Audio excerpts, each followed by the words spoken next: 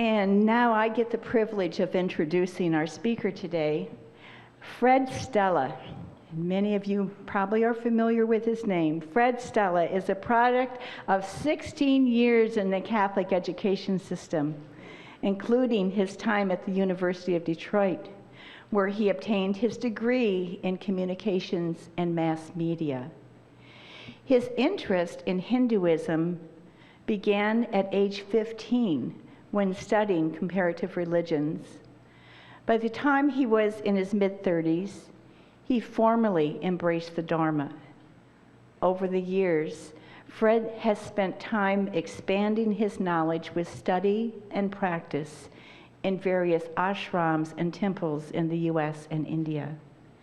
In 2009, the West Michigan Hindu Temple ordained him as Prakarak, or an outreach minister.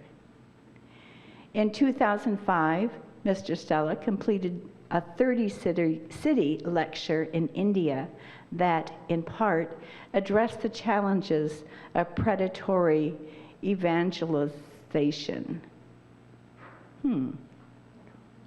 One of Fred's passions is interfaith dialogue and cooperation.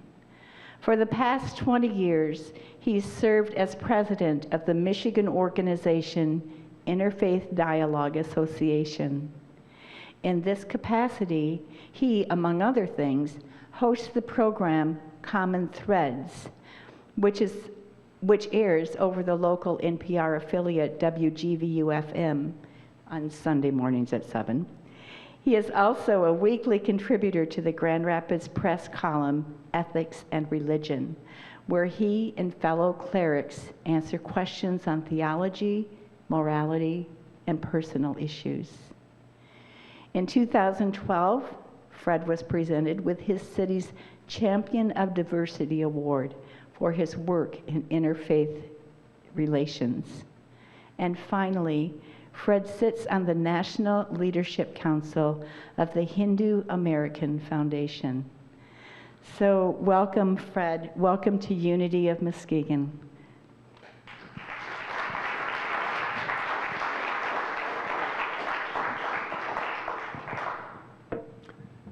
Thank you so much, and Namaskar.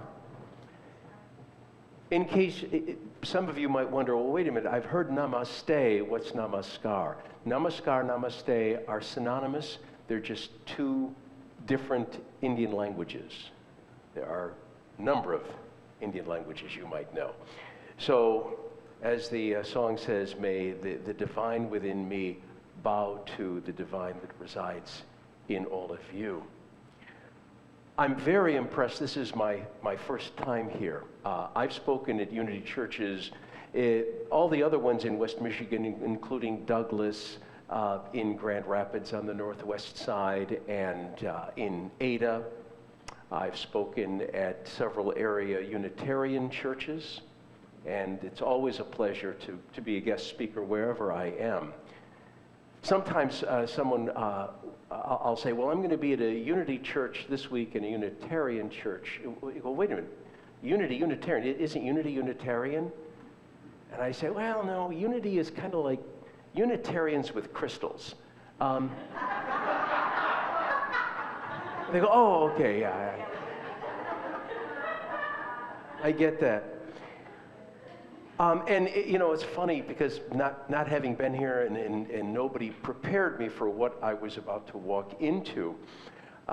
Coming here, I made the wrong turn on Borden, and so I'm looking for a church, and I'm thinking, Unity, Muskegon, yeah, the houses kind of small. I see one house coming up, and if you go the other way on Borden, you'll see it. It stands out because it's a small house, but it's really long. It goes back quite a ways with several windows. I go, oh, that must be it. And I go, no, that really is a house. So I turn around, and all of a sudden there's this edifice in front of me. I am impressed. This is wonderful.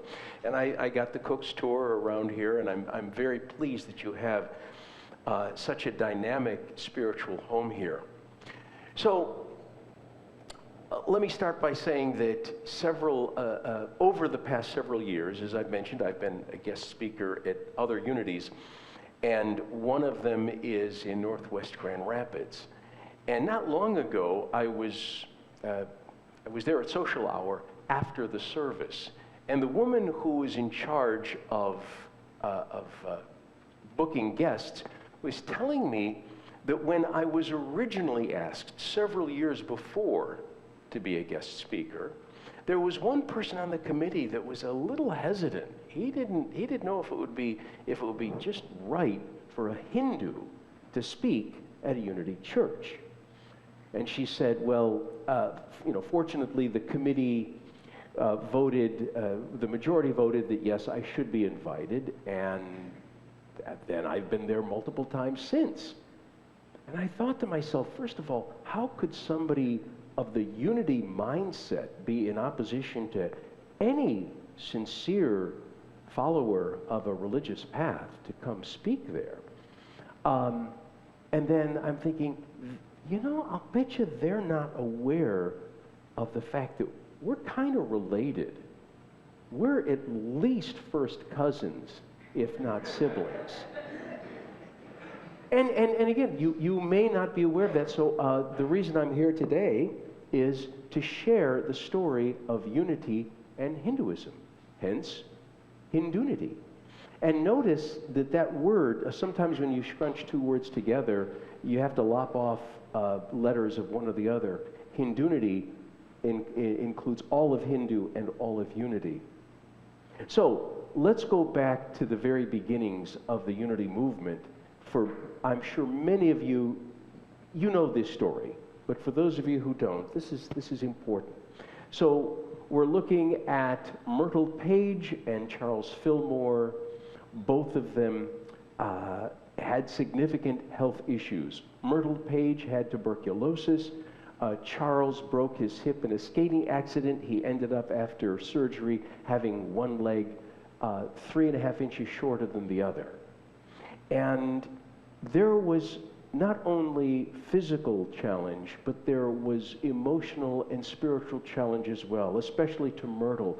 She was raised in the Methodist church, and she said at that time, there was something in me that protested against the declaration that I was by nature evil and sinful.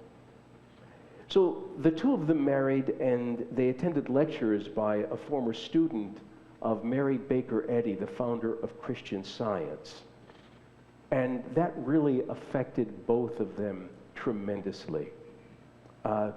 Myrtle was quoted as saying, "I awakened to the truth that God is my Father, and that I inherit from him only that which is good." Now, here's a couple of things. The Christian Science movement also had a significant relationship with Hinduism that a lot of people are not aware of.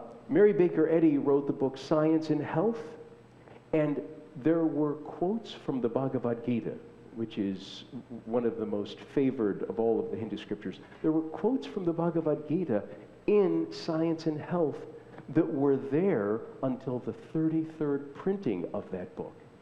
And all of a sudden, they disappeared. The spiritual heirs of Mary Baker Eddy decided that having quotes from a Hindu scripture when they were attempting to legitimize themselves as a Christian church was just a little bit too much of a walk on the wild side. So those references to Hinduism, as I say, were expunged. But if you look at the basic tenets of Christian Science and you look at the tenets of Hinduism, you will see a significant amount of common denomination. And Charles Fillmore was enthralled with the Transcendentalists. Again, I'm sure many of you are aware of the Transcendentalists, those great philosopher poets of the early to mid-19th century, people such as Thoreau, Emerson, Dickinson, Whitman. They wrote so lovingly of the Eastern traditions. They were able to acquire Hindu scriptures, and those Hindu scriptures influenced the great writings of Emerson and Thoreau and Whitman and Dickinson. I could do a whole sermon just on that movement alone, but I won't. We must move on. According to religious historian Neil Vale, the Fillmores looked to Emerson as their primary source. He says, there are more references to Emerson in their writings than anyone else. And then they started reading the Hindu scriptures themselves, the Bhagavad Gita, the Vedas, the Upanishads. And when asked by author Phil Goldberg about the influence of Hinduism on the Fillmores, Vale replied, I would say that it is equal to Jesus. Think about that. The influence of the Hindu scriptures on Charles and Myrtle Fillmore, according to a very renowned historian on religion, says that that influence was equal to that of Jesus. The couple then began their healing ministry in 1889 under the rubric, the Society of Silent Help. They changed names a few times. It finally became, of course, Unity Church. And he said, we have borrowed from the best of religions. This is Charles. We have borrowed from the best of all religions, and that is the reason we are called Unity. The Fillmores held that Christianity had been tragically misinterpreted, and they distinguished between Jesus, the human being, and the master and the teacher, and the Christ, or Christ consciousness.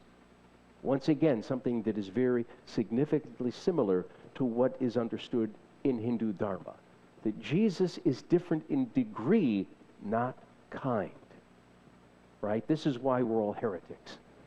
Because Orthodox, small or Orthodox Christianity indicates that Jesus is 100% divine, 100% human, and we are merely 100% human. When in fact the founders of Unity and their spiritual eras all agree that we are all 100% human and 100% divine. Jesus just understood that in a deeper way than most people, but not necessarily every person. And this idea of Christ consciousness, the idea that there is an all-pervasive divinity and energy, this is what we call Brahman, God, the immanent God within creation, also understanding that there is a transcendent God beyond creation. Not two gods, but different manifestations of God. According to Unity, as you know, God is spirit, the loving source of all that is. God is the one power, all good, everywhere present, all wisdom.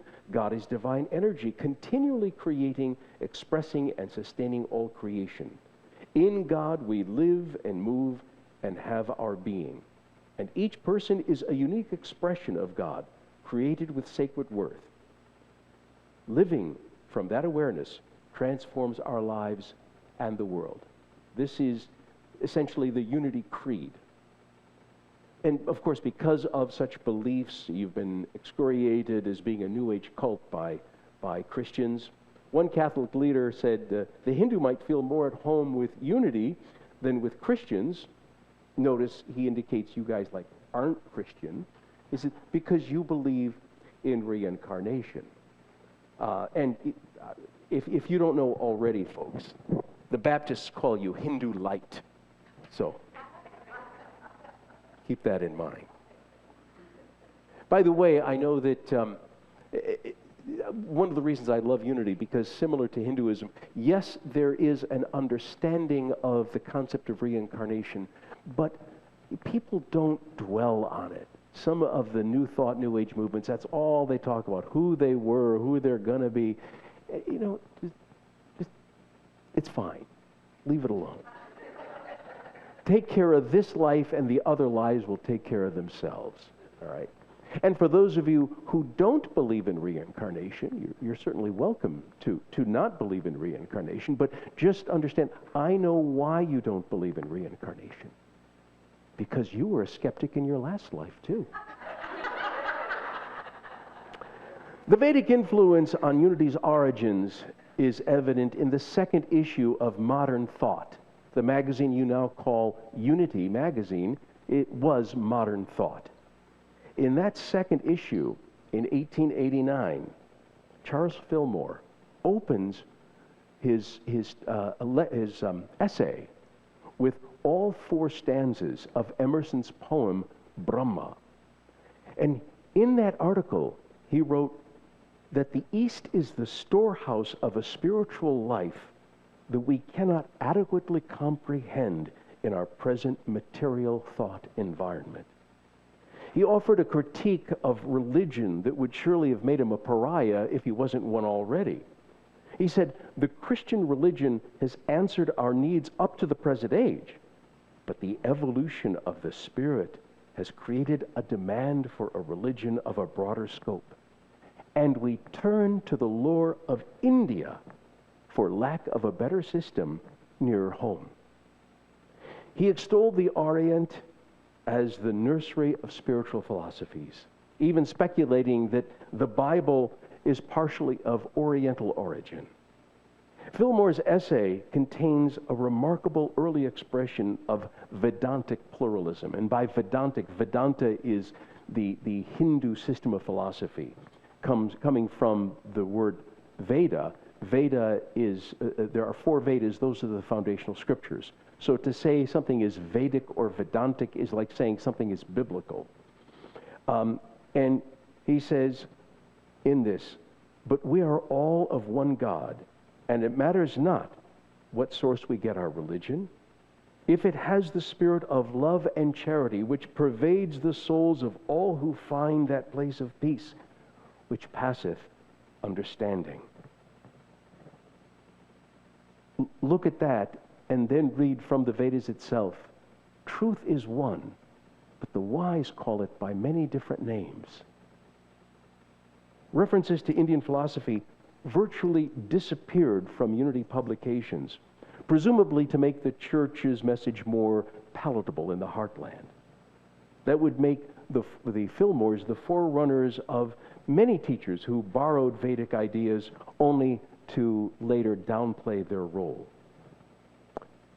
According to Marge Britt, the former senior minister at the Unity Church of Tustin, California, their message was very Upanishadic. She uses that term, Upanishadic, meaning from the scriptures called the Upanishads. He says their message was very Upanishadic, but their language was not.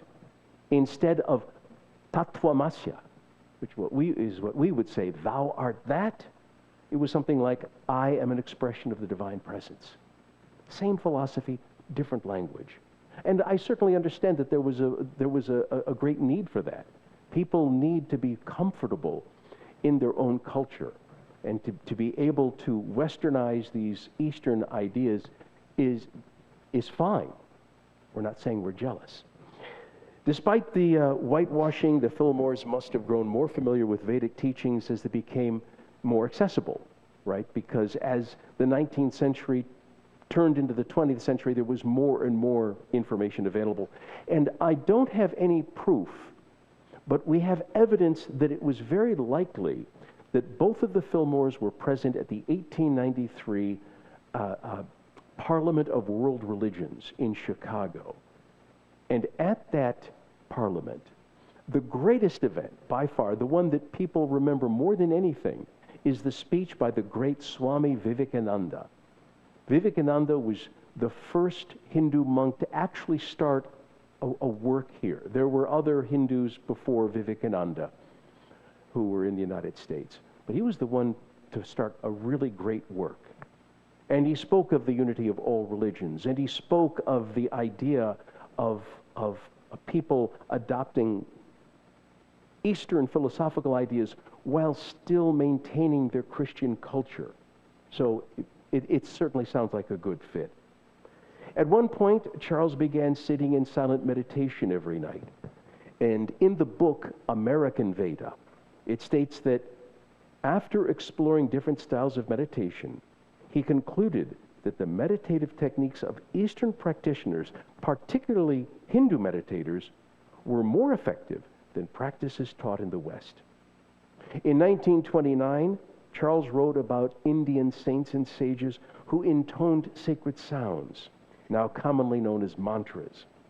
Silent meditation became central to the teachings of unity. So, part of me wants to just say, you're welcome. But the other part of me has to say, thank you. Because since the inception of unity, or not since the inception, rather, but since the earlier part of the 20th century, when unity started catching on and developing more and more centers across the country, you have been tremendous allies to Hindus in a number of ways. Unity churches have been used for Hindu meetings of various kinds. The Unity Church in Ada, for a while, I don't think it does at this point, but for a while, was used as a Hindu Sunday school. I think it was actually on Saturday, but the idea of Sunday school, of training youth in religion. Several Hindu groups have rented space in Unity churches over the country, and I belong to an organization that is deeply rooted in the Hindu yoga tradition called Self-Realization Fellowship. And sometimes we have centers all over the country, but not in the more rural areas. And so I was told that if somebody moved to someplace in the hinterlands, and they would call the main headquarters and ask, is there a meditation center around here? They would check and they'd find out. And if there wasn't, the advice was, try to find a Unity church. It's close enough. So, yes, part of me does say thank you. And one of the reasons that I focus so much of my time when I'm not leading my own congregation with Unity is because of how much I support what you're doing. Because not every person is going to be comfortable in a Hindu temple, but they can be comfortable with that perennial philosophy that both you and I share.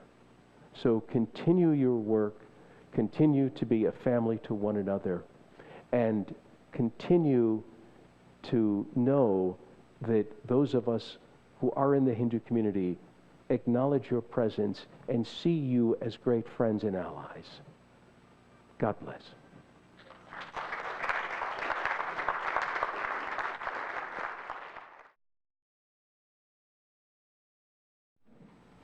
And let's commit these next few minutes to going within, to finding that divinity which is alive and thriving.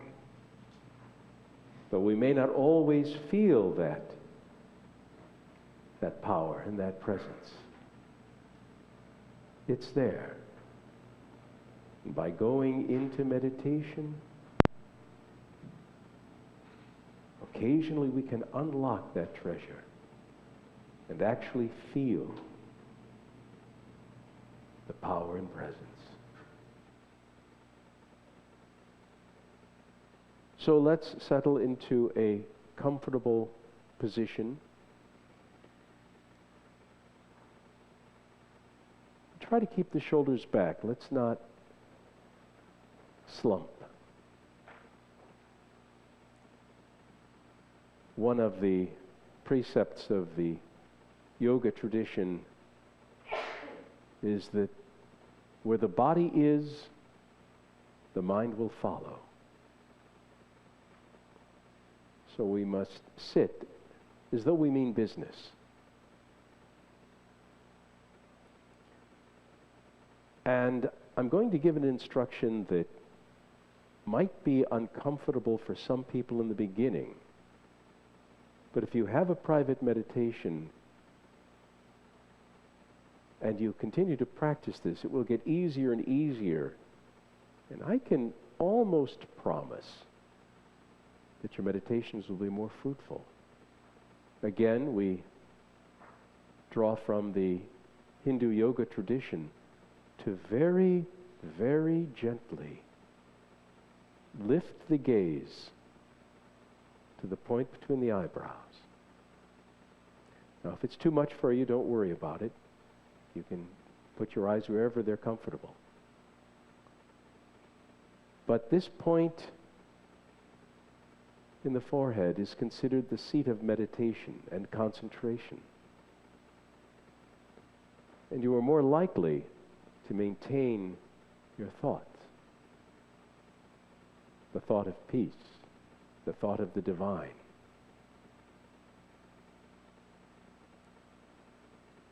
And with the concentration, and it's not a strain and it's not crossing the eyes. It's just a very gentle lift. And for the next couple of minutes until we hear the flute music, every time you inhale, feel that you are actually inhaling at that point, the center of the forehead. Inhale and exhale. Don't try to control it. Don't try to breathe fast or slow. Allow the breath to flow of its own accord. You're simply watching it.